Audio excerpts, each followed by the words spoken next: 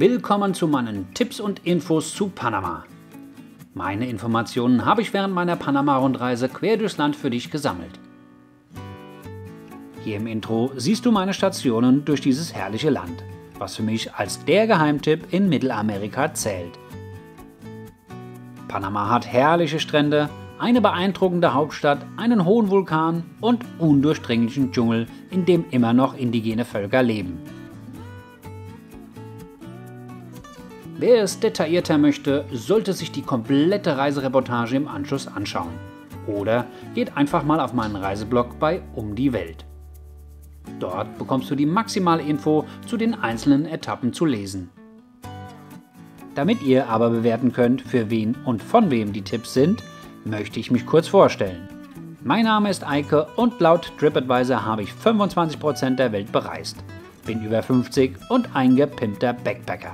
Das heißt, wenn ich alleine reise, dann habe ich Unterkünfte in Hostels oder Dorms. Wenn meine Freundin dabei ist, gerne auch ein Hotel oder Apartment. Mein Durchschnittsbudget in Mittelamerika sind ca. 1000 € im Monat, wobei Panama nicht das günstigste Reiseland hier ist. Wenn du also Individualreisende und Backpacker bist, dann bist du hier genau richtig.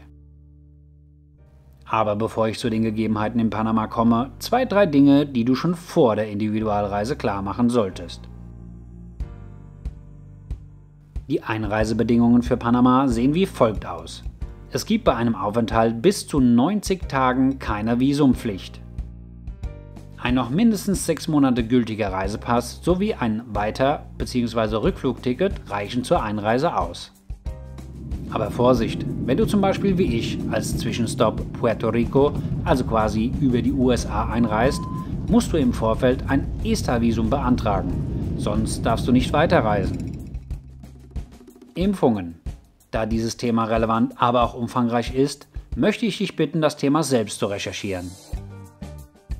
Ich selbst habe die Gelbfieberimpfung, Hepatitis und Tollwutimpfung immer aktiv.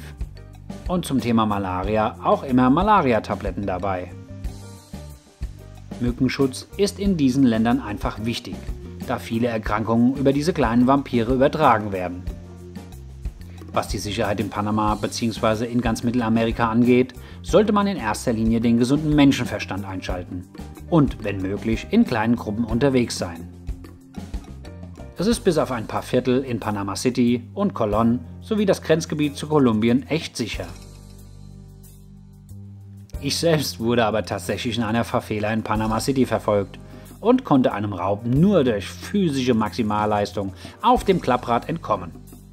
Die Story gibt es aber in der Reportage am Tag 3 oder in meinem Blog bei Um die Welt.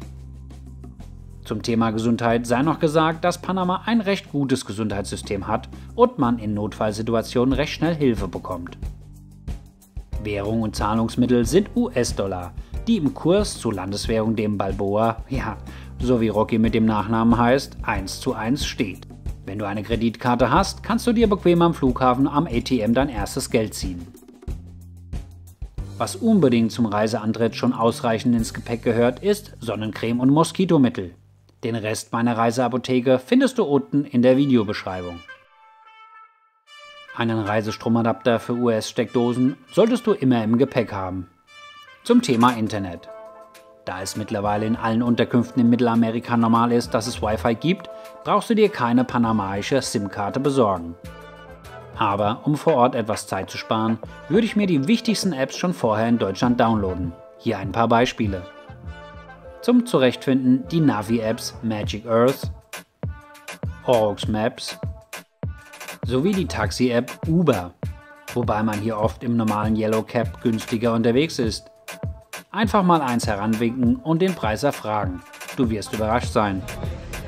Zum besseren Verständnis ein Spanisch-Wörterbuch und einen Währungsumrechner. Zum schönen Reisen und Wohnen den TripAdvisor, Booking.com, Airbnb, Agoda. Gerne in der Kommentarfunktion unten eure Apps zum Thema Reisen eintragen und erweitern. So, jetzt geht es aber weiter mit dem ersten Schritt auf panamaischen Boden, nämlich am Flughafen Panama City. Hier wird als erstes mal die Zeit im Winter auf 6 Stunden und im Sommer auf 7 Stunden zurückgestellt. Der Flughafen liegt etwa 20 Kilometer außerhalb der Stadt. Hier gibt es 2 bis 3 Möglichkeiten, in die Stadt zu kommen. Die eine, wo du einfach vom Terminal in den Stadtbus steigst und ca. 1 Stunde brauchst, um in die City zu kommen. Oder du dir ein Taxi für ca. 30 € nimmst und innerhalb von 20 bis 30 Minuten vor deinem Hostel rausgeworfen wirst. Die dritte setzt voraus, dass du nicht kontaktscheu bist, ist die, dass du einfach jemanden am Gepäckband fragst, ob man sich das Taxi in die Stadt teilt. Mache ich immer so und komme damit verdammt günstig weg. Nachdem du deine Unterkunft gefunden bzw. bezogen hast, kannst du dir vorstellen, was die nächste wichtige Information ist, nämlich endlich mal Essen und Trinken. Die meisten Hostels haben einen Vorrat für den ersten Bedarf an Wasser oder Bier und einen Supermarkt findet man recht einfach in der Nähe. Zum richtigen Essen gehen gibt es keine wirklichen Tipps, denn man kann überall Hähnchen am Imbiss oder vernünftig im Restaurant essen. Hier ist alles drin und unbedenklich.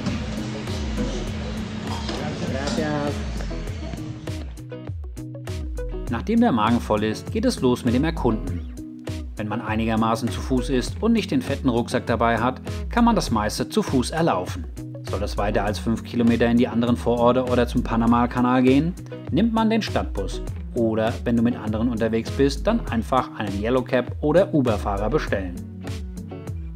Sind weitere Distanzen, wie zum Beispiel bei mir direkt 500 Kilometer nach Phuket ins Hochland angesagt, kann man mit dem Reisebusunternehmen günstig reisen.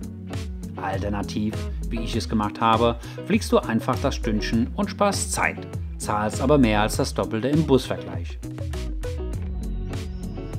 Hier nochmal mein Hinweis zu meinem Reiseblog bei Um die Welt. Dort kannst du alles detailliert nachlesen.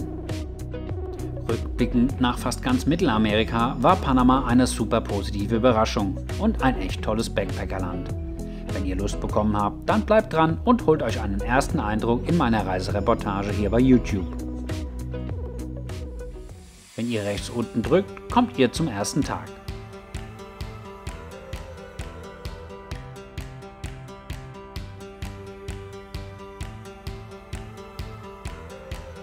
Adiós, amigas y amigos.